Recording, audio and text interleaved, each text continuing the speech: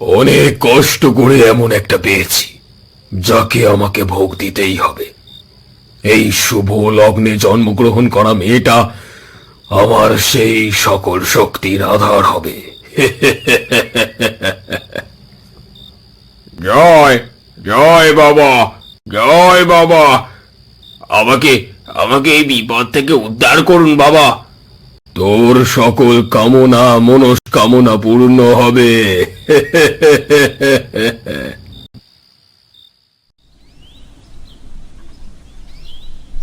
সকালবেলা জমিদার বাবুর বাড়ির সামনে কয়েকজনের ভিড় দেখা যায়। তার মধ্যে থেকে একজন গ্রামবাসী বলে, কি বলছেন জমিদার বাবু, এ কি করে সম্ভব? এরকম একটা মেয়েকে আপনি সম্মান দিলেন, মান দিলেন, আর সেই কিনা আপনার সম্মান রাখলো না বা পালিয়ে গেল। কি আর করা যাবে বলুন তো? জমিদার বাবু বিষণ্ণ মুখে ঘরের ভেতরে প্রবেশ করে। ওইদিকে লতিকার মামিমা আর মামা ভীষণ চিন্তিত হয়ে পড়েন। অনেক কষ্ট করে মেয়েটার বিয়ে দিয়েছিলাম, এখন মেয়েটা এরম ভাবে মুখে চুনকালি মাখাবে সেটা আমি বুঝতে পারিনি বাবা। আমি কি করে মুখ দেখাবো বলো তো? এটা কি করে হয়, কি করে হয় বলো বউ, যে এই মেয়েটা আজ অব্দি আর কোনো কথা অমান্য করেনি, তোমার সমস্ত কথা ও করে পালন করেছে, সেই মেয়েটা কিনা আজকে ঘর ছেড়ে অন্য একটা পুরুষের সাথে পালিয়ে গেছে। আমি বলেছিলাম, তোমাকে বারবার করে বলেছিলাম, ওই মেয়ের লক্ষণ ভালো নয়। দেখলে তো কি হলো? ছি ছি ছি ছি ছি ছি ছি ছি ছি, ভাগ্যিস আমার ভাইয়ের সাথে ওটারে বিয়ে দিইনি। না বাবা, বসে থাকলে আমার হবে না, আমার সংসারে অনেক কাজ আছে। সন্ধে হয়ে গেছে, যাই পুকুর ঘাটে যাই, জল নিয়ে আসি আর বাসনগুলো ধুইয়ে আসি।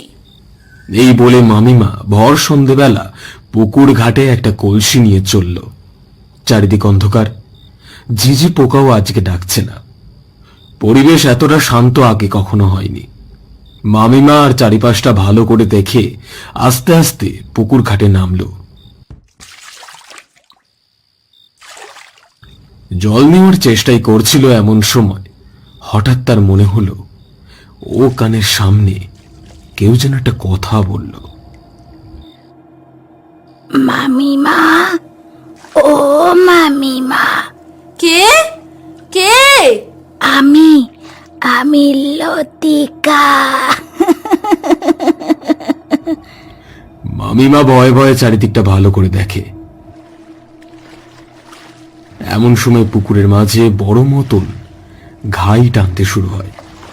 জলে ঢেউ ওঠে আর একটা হাত বেরিয়ে আসে সেই পুকুরের মাঝখান থেকে। এখন রাত্রি বেলা কেউ পুকুরে নামলো নাকি? মামিমা ভালো করে দেখার চেষ্টা করে। জলের ঘূর্ণি মামিমার কাছে চলে আসে আর মামিমার পা ধরে একটা হ্যাঁচকা টান মারে। মামিমা জলে পড়ে যায়।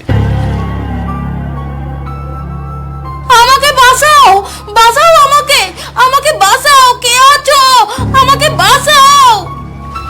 মামিমা জলের মাঝে লতিকার মুখ ভেসে থাকতে দেখে ভয় পেয়ে যায়। লতিকা, তুই তুই এখানে? আমি বেঁচে থাকতে আমার ওপর কম অত্যাচার করনি, আজ তার সমস্ত প্রতিশোধ নেওয়ার দিন। এই বলে লতিকা তার মামিমাকে জলে ডুবিয়ে নেয়।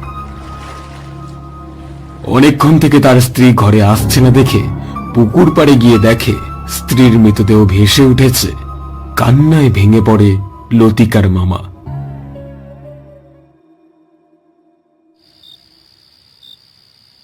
রাত্রিবেলা জমিদার বাবু বেশ সেজেগুজে চলে যায় সরলার কাছে। খাটের উপরে বসেছিল।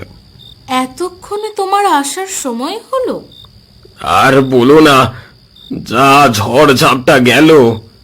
আমাকে একটা কথা বলো তো, শুনলাম নাকি তোমার বউ পালিয়েছে?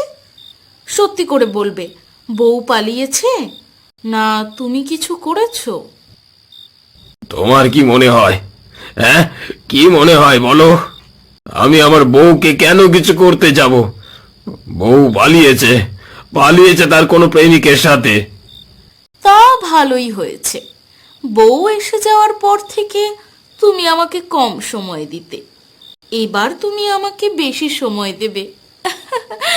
আমাকে বিয়ে করতে আর কোনো বাধা রইল না তোমার। হ্যাঁ সুন্দরী, এবার আমি তোমাকেই বিয়ে করব, কিন্তু এখন আমাকে যেতে হবে, আমি আবার পরে আসব। এই বলে জমিদার বাবু আস্তে আস্তে চলে যায়। এদিকে সরলা ঘরের ভেতরে বসে থাকে। ভেবেছো আমি কিছু জানি না বা কিছু বুঝিনি? সেই দিন থেকে আমি দেখে আসছি সবটা। শুধুমাত্র জমিদার বাড়ির বউ হব বলে কিছু বলছি না। সরলা হঠাৎ করে আয়নার সামনে যায় আর চুল আঁচড়াতে থাকে।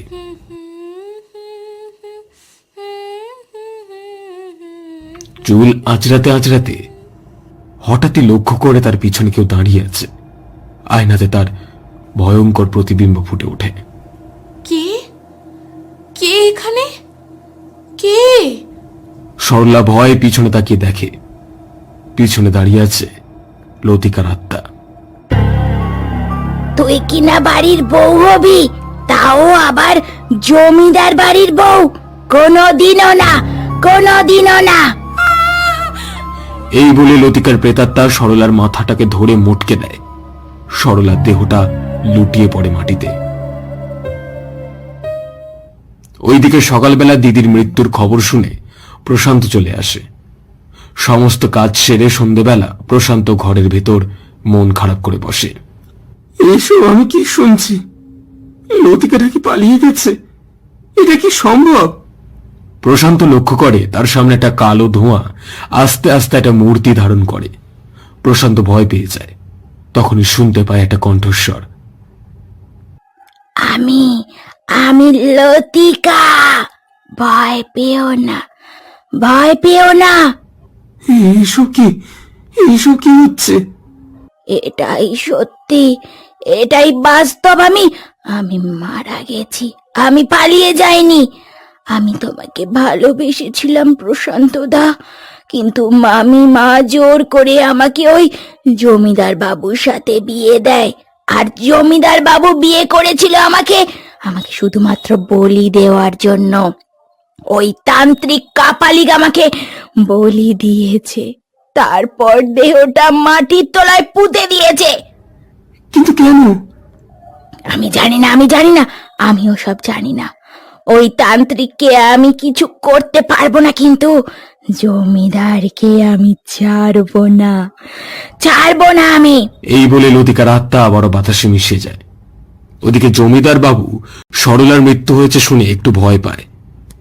সরলার মৃত্যুটা স্বাভাবিক নয়, তাই রাত্রিবেলা জমিদার বাবু বেরিয়ে পড়ে সেই তান্ত্রিক কাপালিকের আশ্রমে যাওয়ার উদ্দেশ্যে। রাস্তা অন্ধকার, সরু। ও রাস্তার ধারেই হেঁটে চলছিল। এমন সময় শুনতে পায় একটা মিষ্টি কণ্ঠস্বর। এসো, এদিকে এসো, ওইদিকে চলে যাচ্ছ কেন? এসো। এটা কার ডাক? এত মিষ্টি করে কে ডাকে?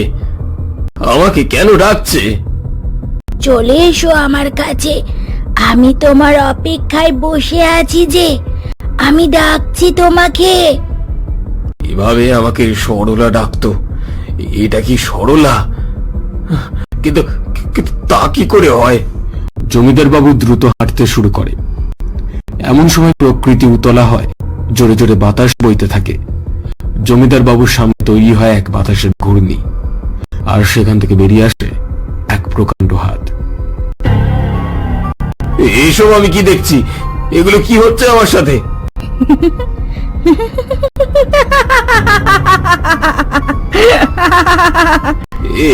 এসব কি হচ্ছে? কেন হচ্ছে? জমিদার বাবু খুব ভয় পেয়ে যায়। আর সেই বাতাসের কুণ্ডলী থেকে আস্তে আস্তে বেরিয়ে আসে লতিকার ভয়ঙ্কর এক চেহারা। লতিকা এগিয়ে এসে জমিদার বাবুর গলা টিপে ধরে। তুমি এখানে? তুমি এখানে কি করছো? তুমি তো মারা গেছো। হ্যাঁ, আমি মারা গেছি। আমাকে তুই মেরেছিলিস, তুই চক্রান্ত করে আমাকে মেরেছিলিস। না না না, তুমি পড়ে গিয়েছিলে, তারপরে তুমি মারা গেছো। তা নয়, আমাকে আমাকে বলি দেওয়া হয়েছিল। লতিকা জমিদার বাবুর গলাটা শক্ত করে চেপে ধরে তাকে ছুঁড়ে ফেলে দেয় বহু দূরে। জমিদার বাবু অনেকটা দূরে গিয়ে পড়ে, আর সঙ্গে সঙ্গে তার শরীর থেকে বেরিয়ে আসতে থাকে গল গল করে রক্ত। ঘাড় মটকে গেছে, আর সেখানেই জমিদার বাবু শেষ নিঃশ্বাস ত্যাগ করে। এবার লতিকা শুধুমাত্র তান্ত্রিক বাবাকেই মারবে, কিন্তু তান্ত্রিক বাবাকে মারবে কি করে? তার সামনে পর্যন্ত যেতে পারে না লতিকা। এমন সময় এগিয়ে আসে প্রশান্ত। বাবা, আপনার কাছে এসেছিলাম, একটু দরকার ছিল। বাবা, আপনি আমার সাথে একটু চলুন। আমার আমার 12 বছরের মেয়েটা খুব অসুস্থ। কি হয়েছে তোর? কি সব উল্টোপাল্টা কথা বলছি বাবা, যেন মনে হচ্ছে শরীরের ভেতর কেউ বাসা বেঁধেছে। চল তবে। তান্ত্রিক বাবা প্রশান্তের সাথে বেরিয়ে আসে তার আশ্রম থেকে। আজকে কিরকম যেন বাতাসটা ভারী ভারী লাগছে, ব্যাপারটা খুবই অদ্ভুত লাগছে। কি হলো? প্রশান্ত হঠাৎ করে তান্ত্রিক বাবাকে ঠেলে দেয়, আর তান্ত্রিক বাবার গলা থেকে ছিঁড়ে নেয় রুদ্রাক্ষের মালা।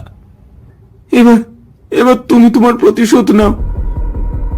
তান্ত্রিক বাবা ভয়ে ভয়ে চারিদিকে তাকায়, আর এমন সময় সেখানে উপস্থিত হয় এক বাতাসের ঘূর্ণি, যা আস্তে আস্তে এরূপ নেয় লতিকার। না না না,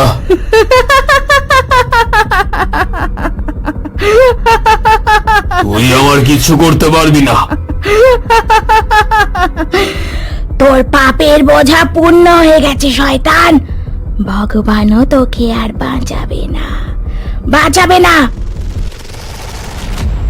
এই বলে লতিকা তান্ত্রিক বাবার উপর ঝাঁপিয়ে পড়ে, আর নখ দিয়ে তাকে আঘাত করতে থাকে। যন্ত্রণায় চিৎকার করতে থাকে তান্ত্রিক বাবা।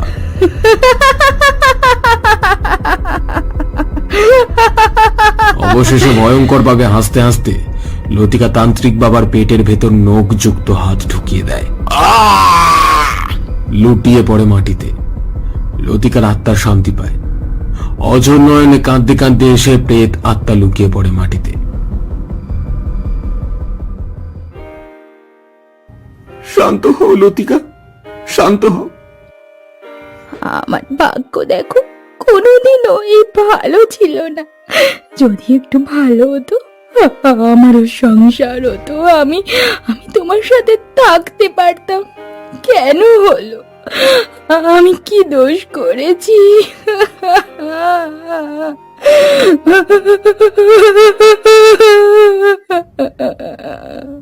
লতিকার প্রেতাত্মা কাঁদতে থাকে। তার ভাগ্য নিয়ে প্রশান্ত কিছু বলতে পারে না, চুপচাপ তাকিয়ে থাকে।